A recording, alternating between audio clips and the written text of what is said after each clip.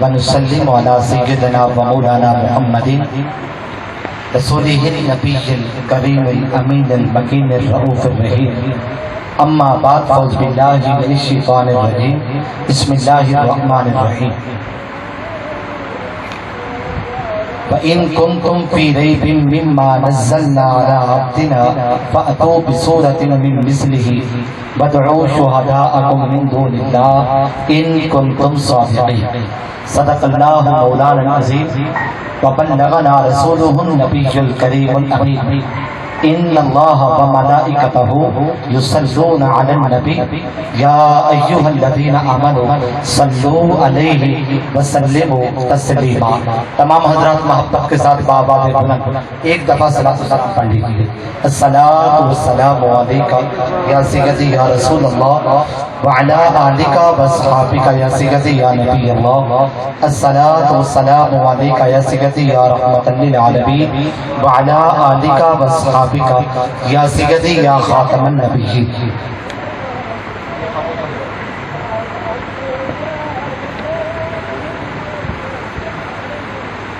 حمد و صلاۃ کے بعد صاحب صدر گرامی قدر حضرت قبلہ پیر طریقت رہبر شریعت آفتاب ولایت پیر سید مظفر حسین شاہ صاحب زیدہ مجدہ اطال اللہ عمرہ اور دیگر کسی بکار شاکان مصطفیٰ اور غلامان مصطفیٰ لائق صدہا مبارکباد ہیں جملہ اہلیان علاقہ کہ جن کی محنت کاوش اور جد و جہد سے آج ہم سب کو بارگاہ خدا بندی میں اور بارگاہ مصطفی میں حاضری لگوانے کا موقع فراہم ہوا. دعا گو ہوں اللہ رب العزت ہم سب کی یہ کاوش یہ جد و جہد اور یہ محفل اپنی بارگاہ میں قبول و منظور فرمائے. آج کی گفتگو کا عنوان آپ نے سماعت فرما لیا قرآن اور صاحب قرآن ہے. قرآن پاک دنیا کی وہ واحد کتاب ہے جو ہر قسم کے ٹکراؤ سے، ہر قسم کے تناقض سے اور ہر قسم کے تضاد سے پاک. وگرنہ دنیا کی کوئی کتاب بھی ایسی نہیں جو ٹکراؤ، تضاد اور تناقض سے پاک. ہر کتاب اپنے دامن میں ٹکراؤ رکھتی ہے، تضاد رکھتی ہے اور تناقض رکھتی ہے. کیونکہ ممکن ہے کہ دلیل دینے والا دلیل ہی وہی دے جو دلیل بجائے موافقت کے مخالفت کی عامل. حضرت سیدنا قتادہ تابعی فرماتے ہیں کہ عورت کی ناقص العقلی یہ ہوتی ہے کہ جو دلیل کو اپنی طرفداری میں دیتی ہے اگر تھوڑا سا بھی غور کیا جائے تو وہ دلیل اس کی مخالفت پر مشتمل ہوتی ہے. یعنی ایسا ہو سکتا ہے کہ دلیل دینے والا وہ دلیل دے جو بجائے موافقت کے مخالفت کی حامل ہو جائے. یہی وجہ ہے آج عالم عیسائیت، عالم یہودیت موجودہ تورات، انجیل اور زبور کی حقانیت و صداقت کو پیش نہیں کر سکتا، کیونکہ یہ کتب جا بجا ٹکراؤ، تضاد اور تناقض پر مشتمل ہے. ہر مصنف اپنی کتاب کے آغاز میں یا کتاب کے اختتام پہ یہ بات بطور التماس لکھتا ہے کہ اس کتاب میں جب بھی کوئی غلطی پائیں مجھے مطلع کیجیے گا. یعنی ہر مصنف کو اس بات کا اعتماد ہوتا ہے، یقین ہوتا ہے، وثوق ہوتا ہے کہ میری کتاب میں غلطی کوئی کمی کجی ضرور ہو. مگر قرآن پاک کے پہلے ورق پر یہ بات بطور چیلنج موجود ہے، لا ریب فیہ، اس میں غلطی تو درکنار، غلطی کے شک و شبہ کی بھی گنجائش نہیں. حضرت سیدنا امام شافعی علیہ الرحمہ نے ایک کتاب لکھی، اپنے شاگرد سے فرمایا بیٹا یہ میری کتاب ہے ذرا پڑھ کے سنا تاکہ کوئی غلطی ہو تو دور کی جا سکے. شاگرد نے پڑھ کے سنائی، ایک غلطی نکلی، دوبارہ کہا بیٹا ذرا دوبارہ پڑھ کے سنا. پھر غلطیاں نکلی، دور کر لی گئی. تیسری دفعہ پھر کہا تاکہ 70 مرتبہ امام شافعی نے رحمہ نے اپنی لکھی ہوئی کتاب کو پڑھوایا، 70 مرتبہ کمیوں کجیوں کو دور فرمایا. بلاخر آپ نے فرمایا بیٹا اس کتاب کو چھوڑ دے، یہ شافی کی کتاب ہے، یہ غلطیوں سے پاک نہیں ہو سکتی، یہ اجازت شان صرف قرآن کی ہے جو ہر قسم کی غلطیوں سے پاک صاف اور مبرہ و منزہ۔ دیکھیے آپ جو بھی زبان بولتے ہیں ہر زبان کی احتیاطی مدت عمر 30 سال ہوتی ہے۔ کتنی ہوتی ہے؟ ہر زبان کی احتیاطی مدت یعنی اس کی جو کل عمر ہے 30 سال ہوتی ہے۔ 30 سال کے بعد ہر زبان کے اندر تغیر و تبدل آنا شروع ہو جاتا ہے۔ آپ دیکھ لیجیے آج سے 30 سال قبل جو آپ کے نانا جان، آپ کی نانی صاحبہ، آپ کی دادا جان، جو دادی صاحبہ جو زبان، جو الفاظ، جو لب و لہجہ استعمال کرتے تھے، آج 30 سال کے بعد اس زبان کے کئی الفاظ چھوڑ دیے گئے ہیں، وہ لب و لہجہ چھوڑ گیا ہوگا۔ مگر ادھر دیکھیے 30 سال تو درکنار 1400 سال گزر گئے، قرآن کا کوئی ایک لفظ بھی نہ جھوٹا ہے، نہ متروک ہوا ہے، نہ قلیل استعمال ہوا۔ اس کے لب و لہجہ کے اندر کوئی فرق نہیں آیا۔ اور پھر دیکھیے ہر زبان جو ہے 30 کلومیٹر تک رہتی ہے، 30 کلومیٹر کے بعد اس زبان کے اندر تغیر و تبدل آنا شروع ہو جاتا۔ آپ جانتے ہیں لاہور کے اندر بھی پنجابی بولی جاتی ہے، شیخ پورہ کے اندر بھی پنجابی بولی جاتی ہے، فیصل آباد کے اندر بھی پنجابی بولی جاتی ہے، مگر وہاں کی پنجابی اور ہے، یہاں کی پنجابی اور ہے، ادھر کی پنجابی کی اور ہے۔ لب و لہجے کے اندر فرق ہے، الفاظ کے اندر کیا ہے؟ تغیر و تبدل ہے۔ مگر ادھر قرآن کی طرف دیکھیے آپ دیار عرب کے تمام ممالک کا 30 کلومیٹر تو درکنار 30,000 کلومیٹر بھی سفر طے کر لیں، آپ کو قرآن کے کسی ایک لفظ کے اندر، کسی ایک حرکت کے اندر تغیر و تبدل نہیں نظر آئے گا۔ پھر آگے چلیے قرآن آقا علیہ السلام کے جملہ معجزات میں سے سب سے بڑا معجزہ، سب سے بڑا، ہر نبی کو، پیغمبر کو، رسول کو جو بھی معجزہ عطا کیا گیا وہ اس زمانے کے کمالات میں سے سب سے بڑا کمال۔ مثال کے طور پر سیدنا صالح علیہ السلام کا جب دور تھا، اس زمانے میں جو قوم تھی وہ پتھروں سے ہر طرح کی چیزیں بنا لیتی، ہر طرح کی چیزیں، مگر زندہ چیز کو بنانے پر عاجز تھی، بنا نہیں سکتی۔ اللہ پاک نے جب سیدنا صالح علیہ السلام کو بھیجا ایسا کمال عطا کیا کہ اس زمانے کی انسانیت آپ کے قدموں میں جھکنے پر مجبور ہو گئی۔ آپ نے کیا کیا؟ وہ تو صرف پتھروں سے بے جان چیزیں بناتے تھے، آپ نے پتھر سے پہاڑ سے ایک زندہ اونٹنی کو باہر نکالا۔ حضرت سیدنا یوسف علیہ السلام کا زمانہ تھا، مصر میں گھر گھر میں، محلے محلے میں، بازار بازار میں، گلی گلی میں چراغ حسن جل رہا تھا، جمال کے، خوبصورتی کے چراغ جل رہے تھے، بڑے بڑے حسین لوگ پیدا ہو چکے تھے اور حسین لوگ پیدا ہو رہے تھے۔ اللہ رب العزت نے یوسف علیہ السلام کو کیسا کمال عطا کیا؟ ایسا حسن دیا، ایسا جمال دیا کہ اس زمانے کی ساری انسانیت آپ کے قدموں کے سامنے ڈھیر ہو گئی۔ حضرت سیدنا موسیٰ علیہ السلام کا زمانہ آیا، جادوگری کا زور شور تھا، اور جادوگر کیسے تھے؟ رسیاں پھینکتے تھے، رسیوں کے لمبے لمبے سام بنا بنا۔ اللہ پاک نے موسیٰ علیہ السلام سے جادوگری نہیں دی، جادوگر توڑ دو۔ آپ نے کیا کیا؟ ان کی رسیوں کے بنے ہوئے سانپوں کے مقابلے میں اپنا اژدہا، اپنا عصا پھینک دیا، عصا پھینکنا کا اژدہا بن گیا۔ اس اژدہے نے ان کے ہزار رسیوں کے بنے ہوئے تمام سانپوں کو نگل دیا، اور پھر اس کے بعد جب آپ کا ہاتھ لگا وہ اسی طرح کا عصا بن گیا، نہ اس کی موٹائی کے اندر کو فرق آیا، نہ اس کی لمبائی کے اندر کو فرق آیا۔ اس زمانے کی انسانیت موسیٰ علیہ السلام کے استعمال کے سامنے جھک گئی۔ الغرض ہر نبی کو، پیغمبر کو، رسول کو جو بھی کمال عطا کیا گیا، جو معجزہ عطا کیا گیا، وہ زمانے کے کمال سے بڑھ چڑھ کر کمال تھا، تاکہ انسانیت اس نبی کو اپنا آئیڈیل بنائے، اس نبی کو اپنا قائد بنائے، اس نبی کو اپنا ہیرو سمجھے، اس نبی کے عظمت کے سامنے جھک جائے۔ حضرت سیدنا سلیمان علیہ السلام کا جب زمانہ آیا، اس زمانے میں انسانی ترقی، انسانی عروج، انسانی کمال کا دار و مدار بادشاہت پر تھا۔ جو بڑا بادشاہ ہوتا، جتنا بڑا بادشاہ ہوتا اتنا بڑا باکمال شمار کیا جاتا۔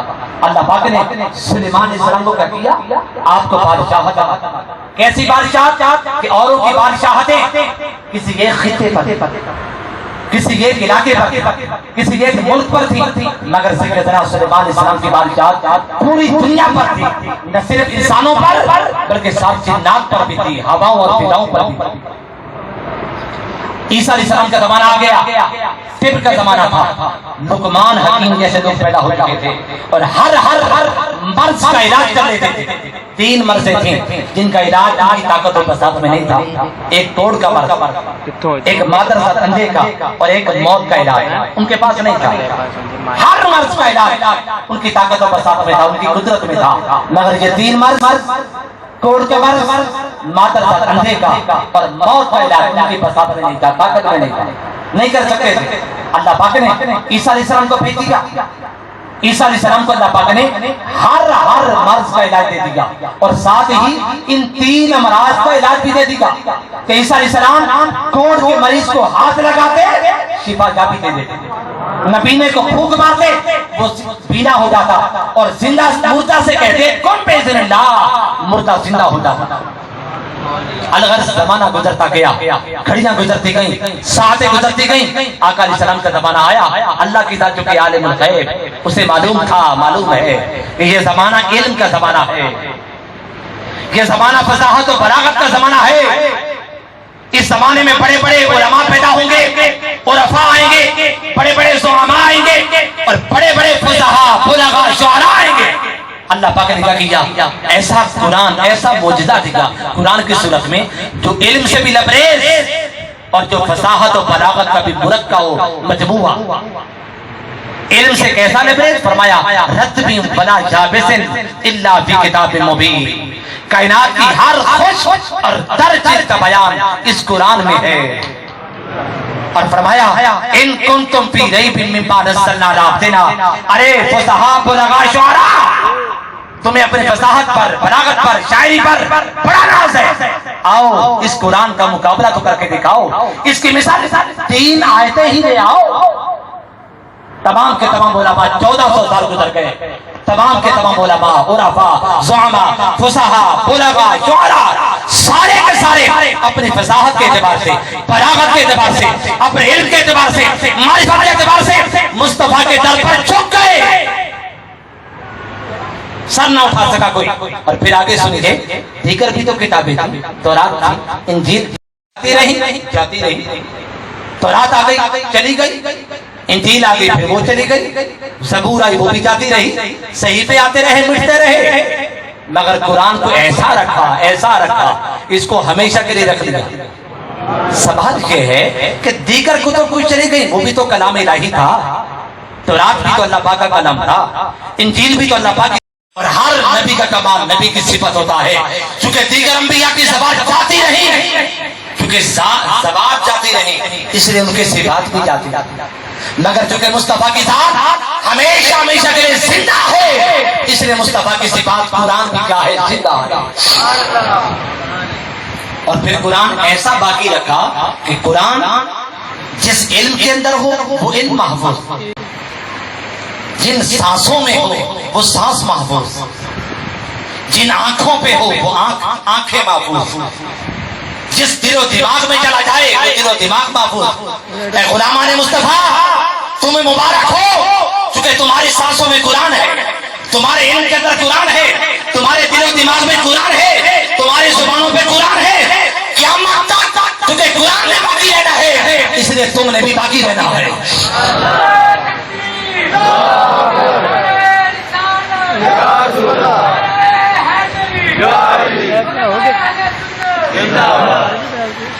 ہر شے کو عظمت قرآن نے دی ہے۔ شہر رمضان الذی انزل فیہ القرآن، جانتے ہو ماہ رمضان کی فضیلت کیوں ہے؟ ماہ رمضان کی عظمت کیوں ہے؟ اس لیے ہے کہ اس ماہ اقدس میں قرآن نازل کیا گیا تھا۔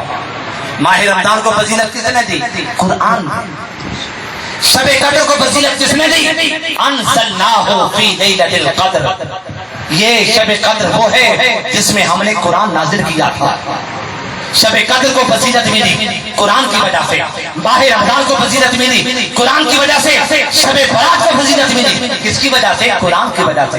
अंज़लनाहु फी लैलतिन मुबारका, ये शब बरात वो रात है जिसमें हमने कुरान नाज़िल किया। तो शब बरात को भी फजीलत किसने दी? कुरान ने।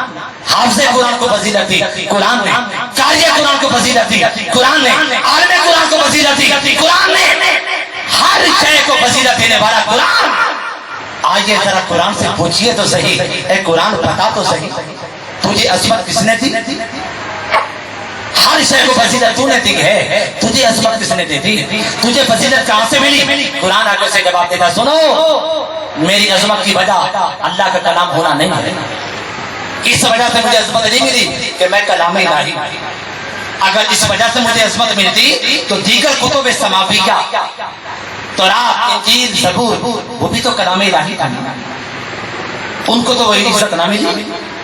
मेरी इज्जत का बायस जिब्राइल का लाना नहीं है, इस वजह से मुझे इज्जत नहीं मिली कि मुझे जिब्राइल लाते रहे। दीगर कुतुब को लाने वाले भी तो जिब्राइल ही थे ना, तो किस बिना पर तुझे इज्जत मिली? कुरान कहता है अला कल्बे का, सिर्फ मेरी इज्जत का बायस और सबब एक चीज है कि मैं मुस्तफा की दावत पे नाज़िल हुआ।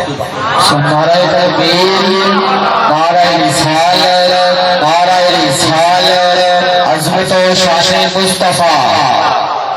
अगर मैं मुस्तफा की दावत पर नाज़िल न होता तो दीगर को तो की तरह मैं भी तग़य्युर और तबद्दुल का शिकार हो चुका होता, मेरे अंदर भी रद्द बदल हो चुका होता, क्योंकि मैं मुस्तफा की दावत पे नाज़िल हुआ हूं। मुस्तफा की दावत हमेशा के लिए बाकी है, इसलिए मैं भी हमेशा के लिए बाकी रहूंगा, हमेशा के लिए बाकी रहूंगा। अब देखिए बड़ी सादा सी बात, कुरान हमेशा के लिए बाकी है और कुरान को इज्जत मिली मुस्तफा की दावत। इसलिए उलमा कहते हैं कुरान उनसे पढ़ा करो जिनके दिलों में इज्जत मुस्तफा हो।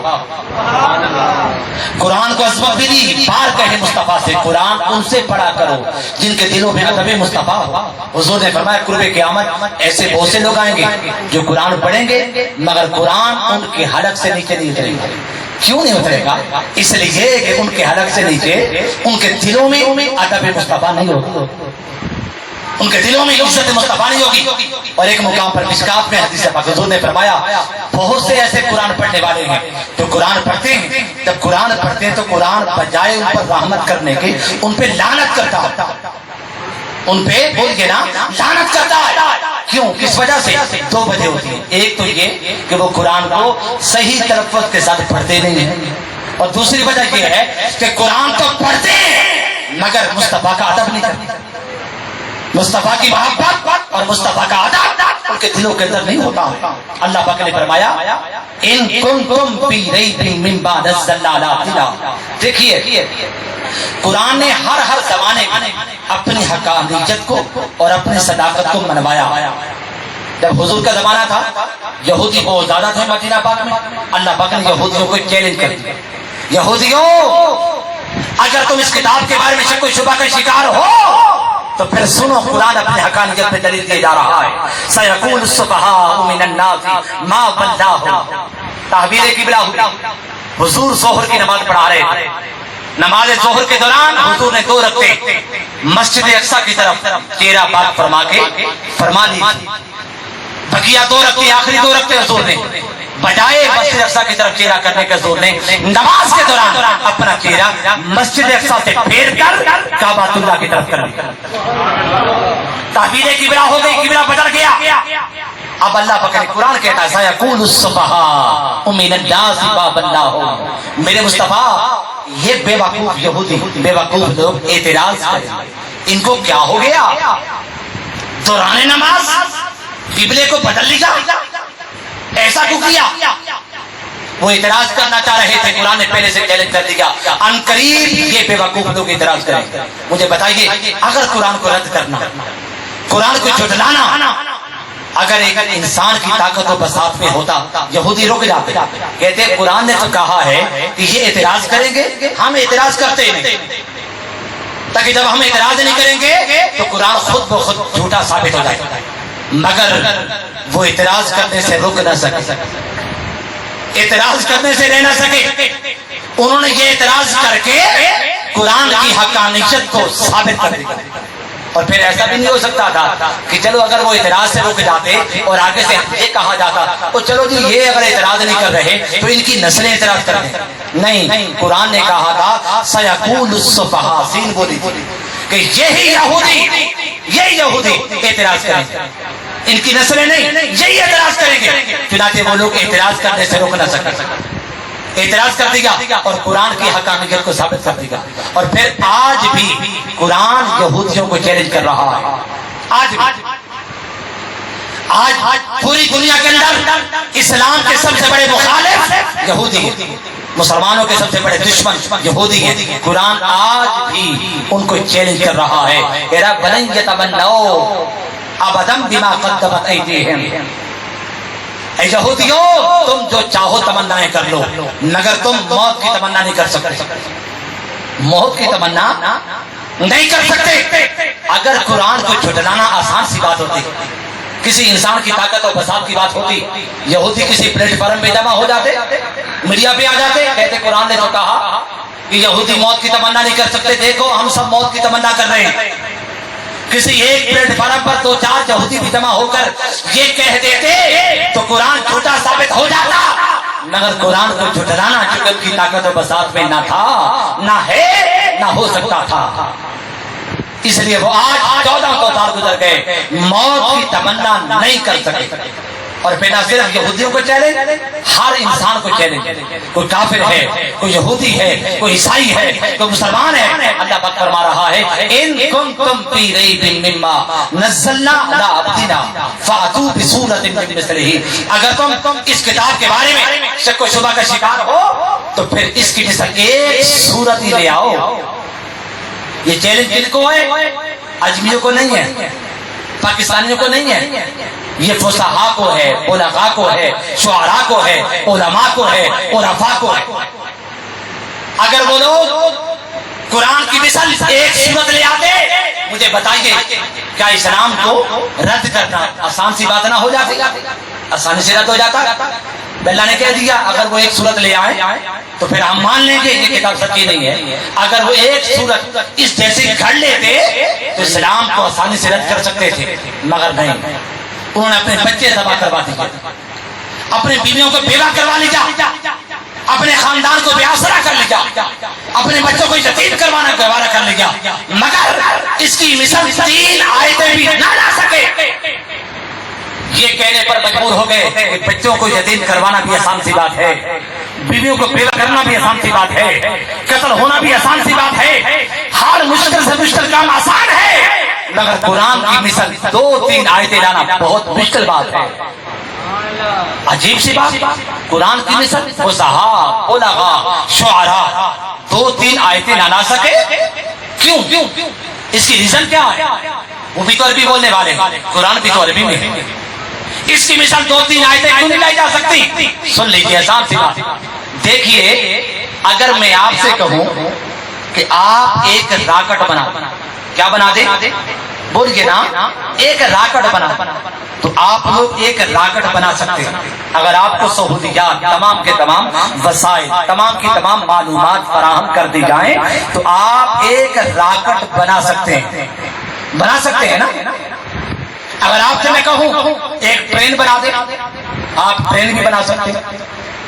آپ سے میں کہوں آپ ایک ہوائی جہاز بنا دیں، آپ ایک ہوائی جہاز بھی بنا سکتے ہیں، مینار پاکستان بھی بنا سکتے ہیں، شاہی قلعہ بھی بنا سکتے ہیں. کیونکہ جو چیز من جانب مخلوق ہو، جو چیز مخلوق کی طرف سے ہو اس کی مثل لائی جا سکتی ہے، مگر جو چیز من جانب خالق ہو اس کی مثل نہیں لائی جا سکتی. جہاز بنانے والا، راکٹ بنانے والا، ٹرین بنانے والا ٹرین بنا سکتا ہے، مینار پاکستان بنا سکتا ہے، شاہی قلعہ بنا سکتا ہے، سب کچھ بنا سکتا ہے، مگر نہیں بنا سکتا ایک مکھی نہیں بنا سکتا، ایک مچھر نہیں بنا سکتا. کیونکہ راکٹ، ٹرین، مینار پاکستان، شاہی قلعہ یہ بندوں کی ایجادات ہیں. بندوں کی تخلیق کی مثال چیز لائی جا سکتی ہے، مگر جو چیز خالق کی طرف سے ہو اس کی مثل نہیں لائی جا سکتی ہے. اللہ پاک نے فرمایا ان ان کنتم فی ریب مما نزلنا علی عبدنا، بندو اگر یہ کتاب بندوں کی طرف سے ہوتی تو تم اس کی مثال لا سکتے تھے، کیونکہ یہ کتاب بندوں کی طرف سے نہیں خالق کی طرف سے ہے، اس لیے اس کی مثال تم نہیں لا سکتے ہو۔ دیکھیے سادہ سی بات، ایسی بات نہیں تھی کہ وہ کوشش انہوں نے نہیں کی، اس کی مثال لانے بھی کوشش نہیں کی، ایسی بات نہیں تھی، انہوں نے بڑی کوشش کی، بڑی جدوجہد کی، بڑی کاوش کی۔ کیسے؟ حدیث پاک میں آتا ہے جب القاریہ ملقاریہ وما ادراک ملقاریہ یہ آیات نازل ہوئی تو فصحاء بلغاء شعراء میں سے بہت بڑے شاعر ہیں فصیح و بلیغ نے ایک عالی شان اجتماع کا انعقاد کیا، بڑے بڑے فصحاء کو بلا لیا، علماء کو، عرفاء کو، بڑے بڑے بلغاء کو بلا لیا اور بلا کے کہا، قرآن نے کہا اس کی مثال 2-3 آیتیں لے آؤ، میں لے آیا۔ تمام فصحاء نے، بلغاء نے، تمام شعراء نے کہا وہ کون سی تو ایسے تو نے بنائی ہیں، ذرا ہمیں بھی سنا۔ اس نے تمام اجتماع سے خطاب کرتے ہوئے کہا سنو، قرآن نے یہ کہا ہے القاریہ ملقاریہ، کھڑکھڑانے والی آواز، کانوں کے پردوں کو چیر دینے والی آواز، وہ ہولناک اور خطرناک آواز جس کو سن کر تمہارے ہوش اڑ جائیں گے، جانتے ہو وہ آواز کون سی ہے؟ قرآن نے یہ کہا القاریہ ملقاریہ وما ادراک ملقاریہ۔ سنو میں نے آگے سے یہ بنا دیا ہے الفیل و ملفیل وما ادراک ملفیل، فیل کا معنی ہاتھی، ہاتھی ہاتھی کیا ہے؟ تمہیں کیا خبر کہ ہاتھی کیا ہوتا ہے؟ اس نے آگے سے یہ نقل کر کہا کہ قرآن مجید نے یہ کہا تھا القاریہ ملقاریہ، ہولناک آواز، خوفناک آواز، کانوں کے پردوں کو چیر دینے والی آواز اور خطرناک ڈینجرس آواز، جانتے ہو وہ آواز کون سی ہوگی؟ قرآن نے یہ کہا، میں نے کہہ دیا الفیل و ملفیل وما ادراک ملفیل۔ اس کے تمام جو بلائے ہوئے مہمان تھے، شعراء تھے، فصحاء تھے، بلغاء تھے، وہ سارے کے سارے ہنس کہنے لگے ہم سمجھتے رہے کہ تو بہت بڑا شاعر ہے مگر تو الو نکلا۔ قرآن مجید کے الفاظ معانی کے، مطالب کے، مفاہیم کے سمندر ہیں اور تو سادے سے لفظ لے کے آ گیا کہ ہاتھی ہاتھی کیا ہوتا ہے، تمہیں کیا خبر ہاتھی کیا ہوتا ہے؟ ہر ایک کو پتا کہ ہاتھی کیا ہوتا ہے۔ یعنی وہ بڑا شاعر، بڑا فصیح و بلیغ، اپنے دوستوں کو بھی بنوا نہ سکا، اپنے دوستوں کو مطمئن نہ کر سکا۔ اور حدیث پاک میں آتا ہے جب شروع میں جب رسول پاک علیہ السلام پر کلام نازل ہو رہا تھا، اس زمانے کے فقہاء بلغاء کی عادت یہ تھی کہ فصیح و بلیغ کلام لکھ کر خانہ کعبہ شریف کے ارد گرد لٹکا دیتے۔ یہ لٹکانا یہ دلیل ہوتا تھا کہ اگر کوئی فصیح و بلیغ اس درجے کا ہے تو پھر اس کی مثل کوئی کلام لے کے آتا۔ حدیث پاک میں آتا رسول پاک علیہ السلام پر جب سورہ کوثر نازل ہوئی، حضور نے بھی اس کو لٹکوا دیا۔ 7 مہینے تک سورہ کوثر خانہ کعبہ شریف کی دیوار پہ چسپاں رہی، لٹکی رہی۔ بڑے بڑے فصحاء آتے رہے، بڑے بڑے بلغاء آتے رہے اور بڑے بڑے شعراء آتے رہے، آگے پڑھتے رہے اور جاتے رہے۔ یہ کلام تو ایسا کلام لاجواب کلام ہے اور بے مثال کلام ہے، اس کی مثال نہیں لائی جا سکتی۔ اینڈ میں ایک بہت بڑا شاعر آ گیا، ایک انتہائی فصیح و بلیغ شاعر آیا، اس نے جب پڑھا انا آتیناک الکوثر فصلی لربک وانحر ان شانئک هو الابتر، جب پڑھا اس نے اینڈ میں لکھ دیا ما ھذا کلام البشر، یہ کسی انسان کا کلام ہے ہی نہیں۔ پھر عرصہ دراز تک یہ چیلنج برقرار رہا، یہ انا آتیناک الکوثر جو ہے کلام یہ کسی انسان کا کلام نہیں ہے۔ پھر عرصہ دراز کے بعد کوئی اور بڑا فصیح و بلیغ شاعر آیا، اس نے لکھا کہ یہ جو پہلی 3 آیتیں ہیں انا اعطیناک الکوثر فصلی لربک وانحر ان شانئک هو الابتر، یہ تو اللہ کا کلام ہے، کسی انسان کا کلام نہیں ہے۔ مگر چوتھا جو جملہ ہے کہ ما ھذا کلام البشر، یہ کسی انسان کا کلام، یعنی وہ سارے کے سارے مجبور ہو گئے یہ کلام کسی انسان کا کلام نہ ہے نہ ہو سکتا ہے۔ جب وہ یہ کہنے پر مجبور ہو گئے تو پھر انہوں نے مل جل کر یہ کوشش کی کہ کسی نہ کسی طریقے سے کوئی عیب نکالا۔ قرآن کے اندر عیب نکالا، کیا نکالا؟ کہا کہ اس کی 6666 آیات میں سے 3 لفظ غیر فصیح، کیا ہے؟ غیر فصیح۔ 6600 آیات الہیہ میں سے صرف 3 جو لفظ ہیں غیر فصیح و بلیغ درست نہیں ہے. کون سے 3 لفظ؟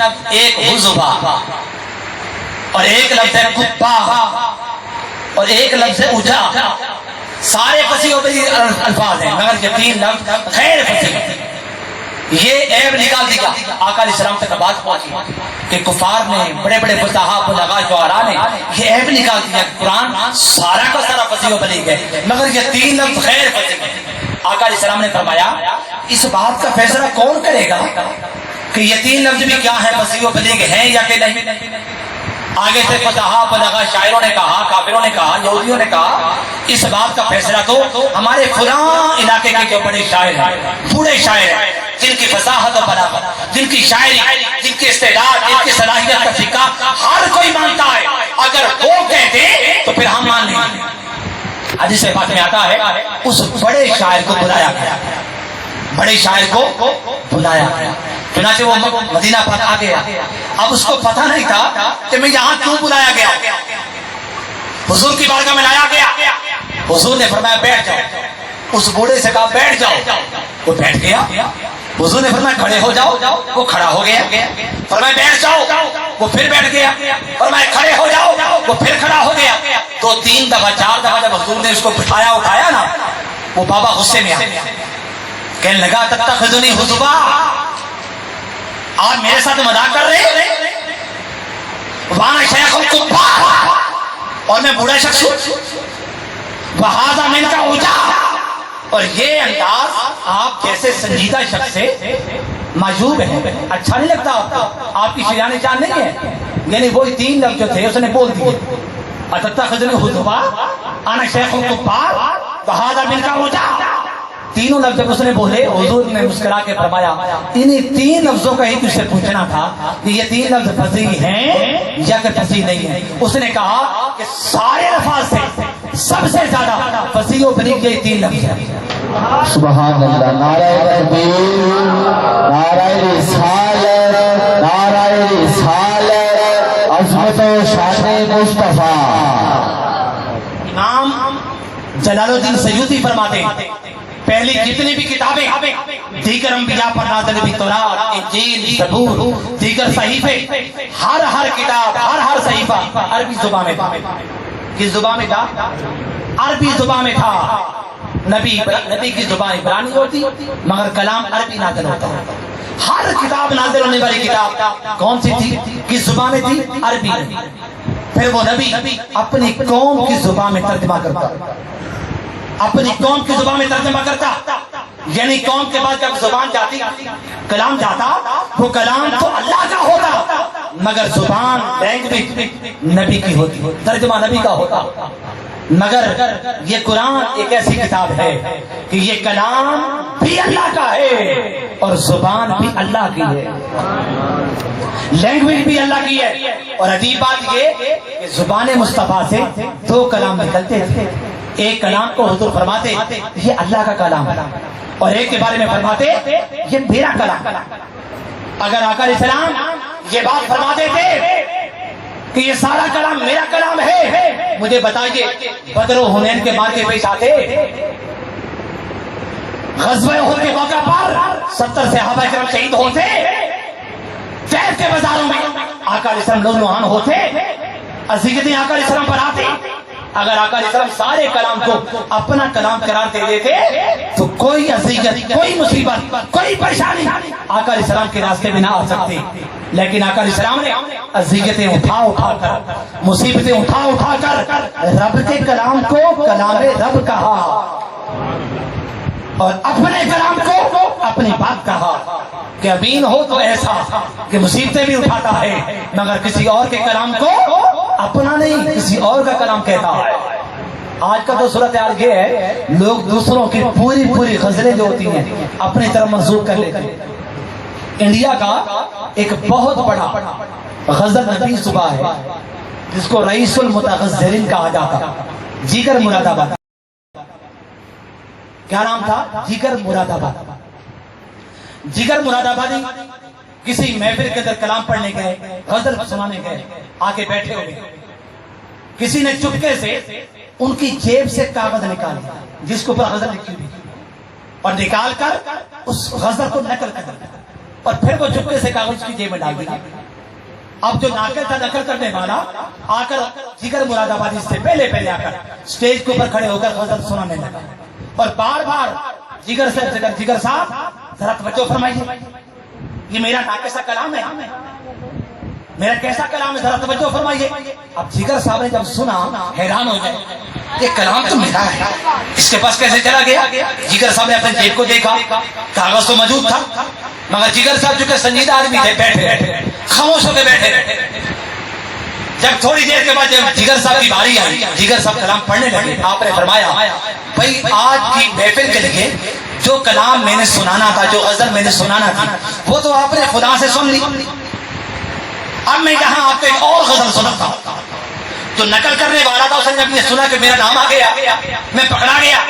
ناقل نے آگے سے کہا جگر صاحب کیا ایسا نہیں ہو سکتا کہ میرا کلام آپ کے کلام سے ٹکرا جائے؟ میرا کلام آپ کے کلام سے ٹکرا جائے؟ آگے سے جگر صاحب نے کہا بھئی ایسا کیسے ہو سکتا ہے کہ سائیکل ہوائی جہاز سے ٹکرا جائے؟ کہنے کا مطلب یہ کہ لوگ نقل کرتے ہیں اقبال غالب بڑے بڑے فقہاء بلغاء کی، مگر مصطفیٰ کی شان بھی نہیں دیکھیے کہ مصطفیٰ کلام الہی کو اللہ کا کلام کہتے ہیں اور اپنے کلام کو اپنی بات کہتے ہیں. حدیث پاک میں آتا رسول پاک علیہ السلام نے جب کبھی کلام الہی اترتا آقا علیہ السلام پر ایک خاص کیفیت نازل ہوتی اور اللہ پاک نے فرمایا ان کنتم فی ریب مما نزلنا علی عبدنا، اگر تم اس کتاب کے بارے میں شک و شبہ کا شکار ہو جو کتاب ہم نے نازل کر دی ہے علی عبدنا، اپنے عبد پر. دیکھیے جو بھی تو کہا جا سکتا تھا علی نبی کے نام، جو کتاب ہم نے نازل کر دی اپنے نبی پر، اگر تم شک و شبہ کا شکار ہو اس کتاب کے بارے میں جو کتاب ہم نے نازل کر دی اپنے رسول پر، عبد کہہ دیے. نبی نے کہا، رسول نے کہا، انسان نے کہا. کیوں؟ یاد رکھ لیں شخصیت مصطفیٰ کے 4 مراحل ہیں. کتنے؟ بولیے نا، 4 مراحل ہیں. ایک وقت تھا جب رسول پاک علیہ السلام صرف عبد تھے.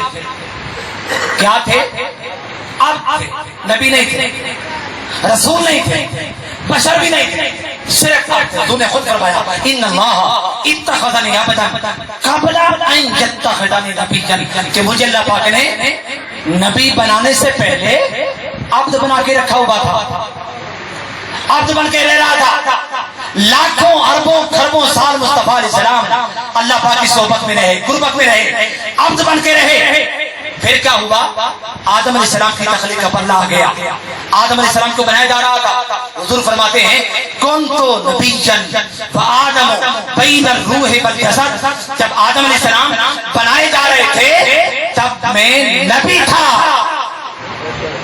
ابدیت کے بعد مجھے نبوت مل چکی تھی. پھر کیا ہوا؟ زمانہ گزرتا گیا، گھڑیاں گزرتی گئیں، ساعتیں گزرتی گئیں. آقا علیہ السلام کی ولادت ہوئی. ولادت جب حضور کی ہوئی، حضور کو جسم ملا، بشریت مصطفیٰ کو عطا ہو گئی، حضور بشر بن گئے. پھر زمانہ گزرتا گیا، گھڑیاں گزرتی گئیں، ساعتیں گزرتی گئیں، 40 سال گزرے. پہلی وحی آئی، اقرا بسم ربک الذی خلق. پہلی وحی آئی، مصطفیٰ کو رسالت مل گئی. عزیزان گرامی قدر، ابدیت مصطفیٰ پہلے تھی، بعد میں نبوت ملی، بعد میں رسالت ملی، پھر بعد میں بشریت ملی. ابدیت سب سے پہلے. آپ پیچھے کی طرف آئیے. اللہ پاک نے فرمایا ان کنتم فی ریب مما نزلنا علی عبدنا، یہ کلام ہم نے اتارا ہے نبی پر نہیں، رسول پر نہیں، بشر پر، انسان پر نہیں. کس پر؟ عبد پر. کیا مطلب؟ یعنی اگر یہ کہا جاتا کہ یہ کلام ہم نے کیا ہے نبی سے تو پھر مانا بنتا کہ جب حضور نبی تھے تب اللہ کلام کر رہا تھا. اگر یہ کہا جاتا کہ یہ کلام ہم نے نازل کیا رسول پر، پھر مانا بنتا کہ جب حضور رسول تھے تب اللہ کلام کر رہا تھا. اگر یہ کہا جاتا کہ یہ کلام ہم نے اتارا ہے انسان پر، بشر پر، پھر مانا بنتا کہ جب حضور بشر ہوئے تھے حضور کی ولادت ہوئی تھی تب اللہ حضور سے کلام کر رہا تھا؟ نہیں، اللہ نے کہا اللہ عبدنا، کہ جب حضور عبد تھے، ابھی نبی نہ ہوئے تھے، ابھی حضور کے پاس رسالت نہیں تھی، بشریت نہیں تھی، انسانیت نہیں تھی، رب پھر بھی مصطفیٰ سے باتیں کرتا تھا۔ ارے تم حضور جیسے کیسے ہو سکتے ہو، یا حضور تمہارے جیسے کیسے ہو سکتے ہیں؟ تم تو بشر ہو، اور تم بشر ہو کر بھی رب سے کلام نہیں کر سکتے۔ ما کان لبشر ان یکلمہ اللہ، کوئی بشر بھی رب سے بات نہیں کر سکتا، مگر مصطفیٰ کی شان یہ تھی وہ بھی بشر بھی نہ ہوئے تھے، نبی بھی نہیں ہوئے تھے، رسول بھی نہیں ہوئے تھے، مگر رب پھر بھی مصطفیٰ سے باتیں کرتا تھا۔ اور پھر دیکھیے، اچھا جب حضور سے رب باتیں کرتا تھا، تب جب حضور ابھی نبی نہ ہوئے تھے تو نبوت کے بعد، رسالت کے بعد پھر وحی کیوں آئی؟ جب پہلے ہی کلام نازل ہو گیا تھا، جب حضور مقام عبدیت پر تھے، قرآن نازل ہو گیا تھا، تو پھر بشریت کے بعد، نبوت کے بعد، رسالت کے بعد کلام نازل کیوں ہوتا رہا؟ سن لیجئے، کلام صرف کلام الہی جو ہے صرف الفاظ کا نام نہیں ہے، بلکہ الفاظ اور معانی دونوں کے مجموعے کا نام ہے۔ مقام عبدیت پر جب مصطفیٰ فائز تھے، تب اللہ پاک حضور سے دل ہی دل میں بات کرتا تھا، باتیں ہوتی تھی۔ جب آقا علیہ السلام مقام رسالت پہ آ گئے، مقام عبدیت پہ آ گئے، اور مقام نبوت پہ آ گئے، اللہ پاک نے حضور کو الفاظ بھی عطا فرما دیے۔ حدیث پاک میں آتا ہے جبرائیل حضور کے پاس آ گئے، عرض کی آقا کاف، آقا علیہ السلام نے فرمایا علم تو، عرض کی آقا ہاں، حضور نے فرمایا علم تو، ایسے لفظ بولتے رہے، جب تمام الفاظ بول دیے، حضور آگے سے فرماتے ہیں علم تو مجھے پتا ہے، اس کا معنی کیا ہے، اس کا مفہوم کیا ہے، اور اس سے مراد کیا ہے۔ جب تمام الفاظ جبرائیل نے بول دیے، عرض کی آقا میں یہ الفاظ لانے والا، مجھے ان کے معنی کا پتا نہیں، اور آپ کہتے ہیں مجھے پتا ہے۔ آقا علیہ السلام نے فرمایا جبرائیل یہ خدا اور مصطفیٰ کے درمیان راز کی باتیں یا خدا جانتا ہے یا مصطفیٰ جانتا ہے۔ الغرض عزیزان گرامی قدر، نبوت سے پہلے، رسالت سے پہلے، مصطفیٰ کی بشریت سے پہلے اللہ نے حضور کو اپنا یہ کلام عطا فرما دیا تھا۔ تب جب عطا فرمایا تھا تب معانی کی صورت میں تھا، اور نبوت کے بعد، رسالت کے بعد اور بشریت کے بعد جو کلام عطا فرمایا وہ الفاظ کی صورت میں عطا فرمایا۔ اللہ پاک نے فرمایا ان کنتم فی ریب مما نزلنا علی عبدنا فأتوا بسورۃ من مثلہ۔ آخری بات، اگر تم اس کتاب کے بارے میں شک و شبہ کا شکار ہو تو پھر تم اس کی مثال ایک سورت لے آؤ۔ کس کی مثال؟ کتاب کی مثال نہیں۔ دیکھیے عربی زبان کا یہ قاعدہ کہ جو ضمیر اٹھتی ہے وہ لوٹتی ہے مرجع قریب کی طرف، اگر مرجع قریب نہ ہو تو پھر مرجع بعید کی طرف لوٹتی ہے۔ یہاں من مثلہ ہی ضمیر ہے، اس کا مرجع قریب ما نزلنا نہیں ہے بلکہ علی عبدنا ہے۔ معنی یہ بنتا ہے کہ اگر تم اس کتاب کے بارے میں شک و شبہ کا شکار ہو تو پھر میرے محمد جیسا کوئی محمد لے آؤ، چونکہ تم قیامت تک میرے محمد جیسا محمد نہیں لا سکتے، لہذا مان لو یہ کتاب سچی ہے۔ یہ کتاب کیا ہے؟ سچی ہے۔ اور پھر دیکھیے علی عبد نہیں کہا، علی عبد نہ کہا، عبد نہیں کہا، عبد اور ہوتا ہے، عبد دیگر، عبد ہو چیزیں دیگر، عبد ہونا اور بات ہوتی ہے اور عبد ہو ہونا اور بات ہوتی ہے۔ ہم کیا ہیں؟ عبد بندے، کبھی شیطان کے بندے، کبھی اللہ کے بندے، مگر حضور عبد نہیں ہے۔ حضور کیا ہے؟ عبدہ ہے۔ اشہد ان محمدا عبدہ ورسولہ۔ عبد کسے کہتے ہیں؟ عبد وہ ہوتا ہے جو رب کی رضا چاہے، اور عبدہ وہ ہوتا ہے جس کی رضا خود اللہ چاہے۔ وَلَسَوْفَ يُعْطِيكَ رَبُّكَ فَتَرْضَىٰ۔ عبد وہ ہوتا ہے جو اپنی ابدیت میں ناز کرے اور اب تو وہ ہوتا ہے کہ جس کی افضلیت پر خود اللہ ناز کرے. اب تو وہ ہوتا ہے جو رب کی شان بیان کرے, اور اب تو وہ ہوتا ہے جس کی شان خود اللہ بیان کرے. اب تو وہ ہوتا ہے جو خود بنے, اور اب تو وہ ہوتا ہے جس کی خاطر بنایا جائے.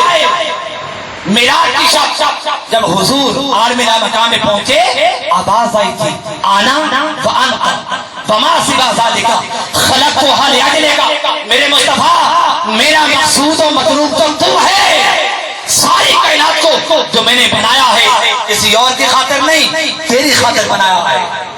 اب تو وہ ہوتا ہے جو رب کے قریب ہونا چاہے, اور اب تو وہ ہوتا ہے جس کو رب خود قریب کرے.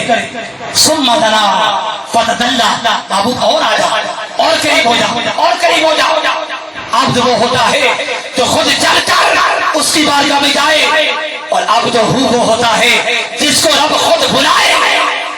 معراج کی شب حضور عشاء کی نماز پڑھ کے سو گئے تھے کہ میں تو سو رہا ہوں, جس نے بلانا ہوگا وہ خود بلا لے گا. اب وہ ہوتا ہے جس پر رحمتوں اور کرم نوازیوں کی جو بارش ہو, اس کا علم ہر ایک کو. آدم کے جو فضائل ہیں ہر ایک کو پتہ, نوح کے جو فضائل ہر ایک کو خبر. اب وہ ہوتا ہے جس پر کرم نوازیوں اور رحمتوں کی جو بارش ہوئی ہو, اس کا علم ہر ایک کو ہو. مگر اب تو وہ ہوتا ہے کہ جس کی شان کی خبر ہر ایک کو نہ ہو. فَأَوْحَىٰ إِلَىٰ عَبْدِهِ, بس تو جانتا ہے یا ہم جانتے ہیں. اب تو وہ ہوتا ہے جو دیدار خدا بندی کی تمنا کرے کہ مولا مجھے دیدار کرا, میں تجھے تکنا چاہتا ہوں. جب آپ آئے لن ترانے, تو تک نہیں سکتا. مگر آپ تو وہ ہوتا ہے جو سویا ہو, دیدار کی تمنا بھی نہ کرے, مگر رب بلا کر ایک بار نہیں, دو بار نہیں, 11 بار دیدار کراتے.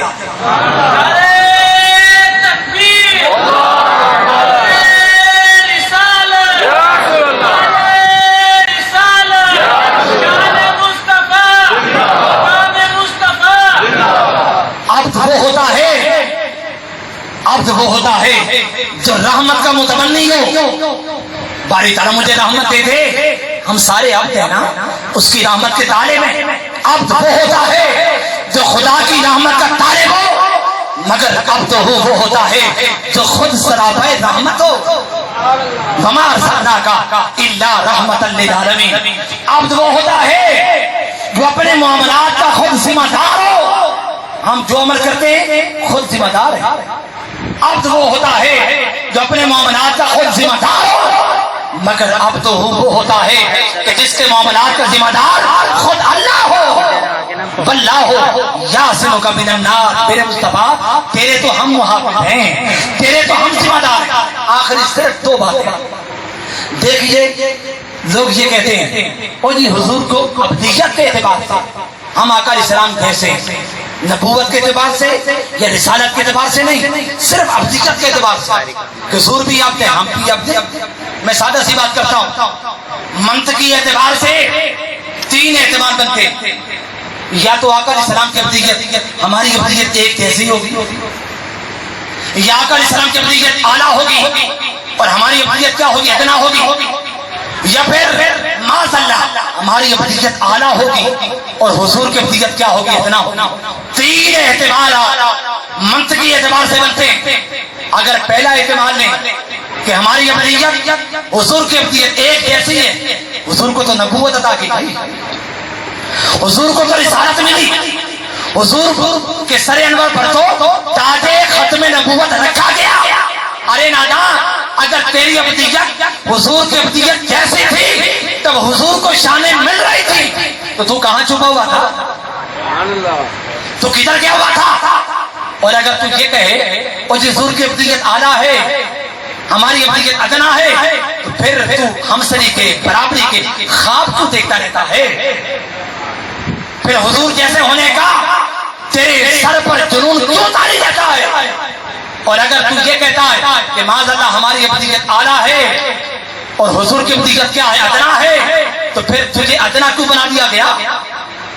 اگر تیری ابدیت اعلیٰ تھی نبوت بھی تو تجھے ملنا چاہیے تھی, رسالت بھی تو تیرے پاس ہونا چاہیے تھی. جب تو اعلیٰ تھا تو تجھے ادنا کیوں بنا دیا گیا؟ کچھ لوگ کہتے ہیں وہ جی نہیں جی نہیں, تمام انسان آپس میں بھائی بھائی ہیں. یوں بولتے ہیں جیسے خوبت کی مربت کی بڑی فضا ہموار کر رہے ہیں, اور پھر ایسا سے کہہ دیتے ہیں نبی بھی انسان ہے, نبی بھی انسان ہے. میں سادہ سی بات کروں گا, اچھا تمام انسان آپس میں بھائی بھائی ہیں, ابو جہل انسان نہیں تھا, ابو لہب انسان نہیں تھا, فرعون انسان نہیں تھا, حامان انسان نہیں تھا, شداد کا انسان نہیں تھا. ارے نادان, قانون تو نے بنایا تھا تاکہ دنیا نبی کو اپنا بھائی کہہ سکے, مگر اسی قانون نے تجھے اپنے شکنجے میں لے لیا, تجھے ابو جہل کا بھائی بنا دیا, تجھے حامان کا بھائی بنا دیا, تجھے فرعون کا بھائی بنا دیا, تجھے شداد کا بھائی بنا دیا. یعنی حضور کی ذات ایک ایسی ذات ہے کہ جو شخص حضور کی ذات کے اندر عیب نکالنا چاہے گا, عیب حضور کی ذات سے نہیں نکلے گا, وہ خود عیب نکالنے والا اسی عیب کے ساتھ معجوب ہو جائے گا. اور کچھ لوگ کیا کہتے ہیں, وہ نہیں جی نہیں, وہ چکے بڑے ہیں, وہ ہمارے بڑے بھائی اور ہم ان کے کیا چھوٹے بھائی. کچھ لوگ کہتے ہیں کہ آقا علیہ السلام اللہ نے عظمت دے دی, فضیلت دے دی, شان دے دی, وہ ہمارے بڑے بھائی ہوئے, ہم ان کے چھوٹے بھائی ہوئے. میں سادہ سی بات کروں گا, دیکھیے انسانیت ہر ایک میں برابر ہوتی ہے. انسان ہونے کے ناطے سے نہ کوئی بڑا ہوتا ہے نہ کوئی چھوٹا ہوتا ہے. انسانیت جتنی بچے میں ہوتی ہے اتنی ہی بوڑھے میں ہوتی ہے, جتنی مرد میں ہوتی ہے اتنی ہی عورت میں ہوتی ہے. انسانیت کے ناطے سے کوئی نہ کسی سے بڑا ہوتا ہے, کوئی نہ کسی سے چھوٹا ہوتا ہے. بڑا ہونا یا چھوٹا ہونا انسانیت کے ناطے سے نہیں ہوتا, رشتے کے ناطے سے ہوتا ہے. باپ کا رشتہ بڑا ہے, باپ بڑا ہوتا ہے, بھائی کا رشتہ چھوٹا ہے, بھائی چھوٹا ہوتا ہے. انسانیت کے ناطے سے کوئی کسی سے نہ بڑا ہوا ہے نہ ہو سکتا ہے. پیچھے کی طرف آئیے. اے نادان انسان, تیرا تو نبی سے کوئی رشتہ بھی نہیں, اور تو نبی سے چھوٹے بڑے ہونے کی بات کرتا پھرتا ہے. ارے جن کے رشتے تھے وہ نبی سے رشتہ جوڑتے نہیں تھے. کبھی آپ نے سنا تھا کہ سیدہ کائنات نے یہ بات کہہ دی کہ کالا بھی میرے باپ نے کہہ دیا. کبھی مولا علی شیر خدا نے یہ بات کہی تھی کہ کالا اخی میرے بھائی نے یہ بات کہہ دی. کبھی سیدہ عائشہ صدیقہ نے یہ بات کہی تھی کہ کالا زوجی میرے شوہر نے کہہ دیا. ارے جن کے رشتے تھے وہ رشتے مٹاتے رہے. نادان, تیرا تو رشتہ بھی نہیں اور تو رشتہ بناتا پھرتا ہے, تو نبی سے رشتہ بناتا ہے. سن, جب تک رشتہ داروں نے رشتہ داری کی اینک اپنی آنکھوں سے اتاری نہ تھی تب تک مومن نہیں ہوئے تھے. عبداللہ ابن عباس, حضرت عباس, حضرت امیر حمزہ جب تک نبی کو اپنا بھتیجا سمجھتے رہے تھے تب تک کافر رہے. جب انہوں نے رشتہ داری کہنے کو ڈال کر محمد مصطفیٰ کو بھتیجا کہنے کے بجائے آقا کہا تو مومن ہو گئے. ابو جہل, ابو لہب, چونکہ رشتہ داری کہنا انہوں نے اتاری نہ, ساری زندگی حضور کو بھتیجا بھتیجا کہتے رہے, اس لیے یہ لوگ کافر رہے. جب تک رشتہ داری کی اینک اتارو گے نہیں مومن نہیں ہو سکتے ہو. ابو الحسن خرقانی سے کسی نے کہا ذرا یہ تو بتا دیں باجدید بستامی کو جو کوئی بھی دیکھتا تھا مسلمان ہو جاتا تھا. حضرت سیدنا باجدید بستامی کو جو کوئی بھی دیکھتا تھا مسلمان ہو جاتا تھا. کیا بات ہوئی؟ ابو جہل نے حضور کو دیکھا, ابو لہب نے حضور کو دیکھا مگر مسلمان نہ ہوئے. اس کی وجہ کیا تھی؟ آگے حضرت سیدنا ابو الحسن خرقانی نے فرمایا ابو جہل نے, ابو لہب نے محمد رسول اللہ کو نہیں دیکھا تھا, انہوں نے محمد ابن عبداللہ کو دیکھا. وہ چونکہ بھتیجا بھتیجا کہتے رہے تھے, رشتہ داری کے اینک پہنے ہوئے تھے, اس لیے مومن نہ ہوئے تھے. مگر ابو بکر نے, حضرت عباس نے, حضرت امیر حمزہ نے اپنے رشتہ داری کے اینک کو اتار دیا تھا. بھتیجا نہیں کہتے تھے, آقا کہتے تھے, تب مومن ہو گئے تھے. عزیزان گرامی قدر, جو رشتہ ابو جہل نے, ابو لہب نے حضور سے بنایا تھا آج ان کی اولاد یہ رشتہ قائم کیے ہوئے ہے. کیسے قائم کیے ہوئے؟ دیکھیے سادہ سی بات، میرا جو بھتیجا ہے میرے بیٹے کا کیا لگے گا بتائیے؟ بھائی لگے گا. جو میرا بھتیجا ہوگا وہ میرے بیٹے کا کیا بنے گا؟ بھائی ہوگا. جس نبی کو ابو جہل ابو لہب بھتیجا کہتے رہے، آج ابو جہل ابو لہب کی اولاد اس نبی کو بھائی بھائی کہہ رہی ہے. جس نبی کو، دوبارہ سن لیجیے جملہ تھوڑا سا آسان ہے، توجہ فرما لیجیے. جس نبی کو ابو جہل ابو لہب بھتیجا کہتے رہے، آج ابو جہل ابو لہب کی اولاد اس نبی کو بھائی بھائی کہہ رہی ہے. یعنی یہ لوگ رشتہ نیا نہیں بنا رہے ہیں، رشتہ وہی جو بن چکا تھا، یہ تو اس رشتے کو نبھا رہے ہیں اور نبھا رہے ہیں. عقل ہوتی تو خدا سے لڑائی نہ لیتے.